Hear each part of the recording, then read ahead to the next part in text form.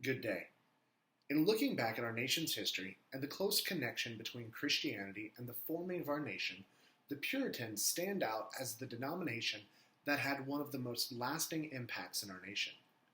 I recognize that calling the Puritans a denomination might be a bit of a stretch for some, but they truly stood out as a religious organization when compared to other denominations of their day. To be fair, the term Puritan is a broad term that describes several smaller groups, but ultimately their beliefs and traditions bring them together, especially in how they have impacted nations and churches for the last 400 years. The Puritans, as we think of them, got their start in the days of the English Reformation. After the Elizabethan settlement, there were many that did not believe that the Queen's 39 Articles of Faith were Protestant enough. It was true that there were several Catholic elements that remained in the Church of England in the efforts to maintain the integrity of the kingdom. For many, however, this was not a true break from the Catholic Church, and Puritans began to organize with the intent of purifying the Church of Catholic practices and tradition. To shed some light on their impact in America, we have to understand that there was no separation of church and state in those times. To question the church was to question the state, and to question the state brought concerns and thoughts of treason. And sure enough, events later on went as far as the deposition of the king in favor of a Puritan ruler in the time of the English Civil War. While this would eventually be undone, Puritans in England gained a reputation for being political and religious dissenters.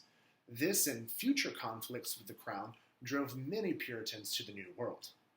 Of course, many of us are familiar with the most famous Puritan group, a group known as the Pilgrims, and it was in their famous document, the Mayflower Compact, that we see a good glimpse of what would characterize North American Puritans.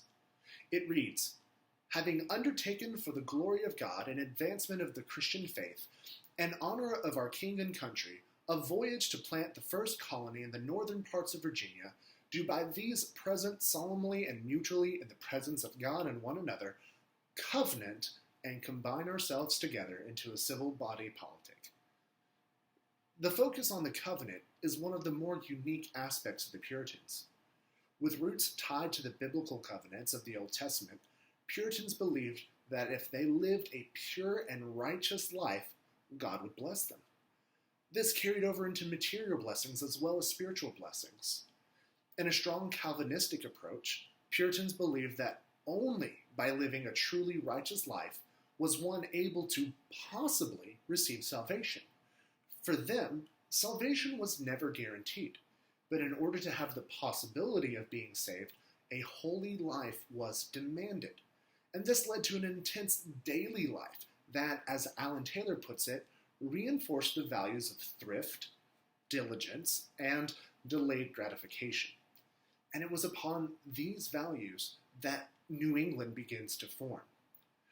The first large wave of Puritans to the New World began in the 1630s to form Massachusetts.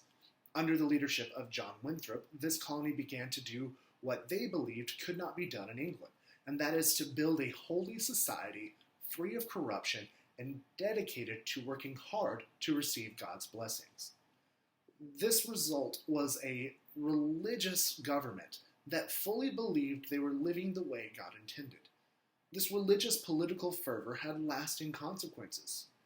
For instance, the colonies of Connecticut, Rhode Island, and New Hampshire all started as disagreements to the Puritan way of living and governing.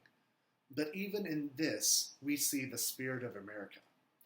We see a strong work ethic, the refusal to compromise on values, the desire to live out convictions. All of these are also later seen in the American Revolution. These values of the Puritans helped shape the nation and continue to be guiding values in our nation today. So while the Puritans might not be a formalized denomination today, their legacy continues on in many denominations and in our nation's very history.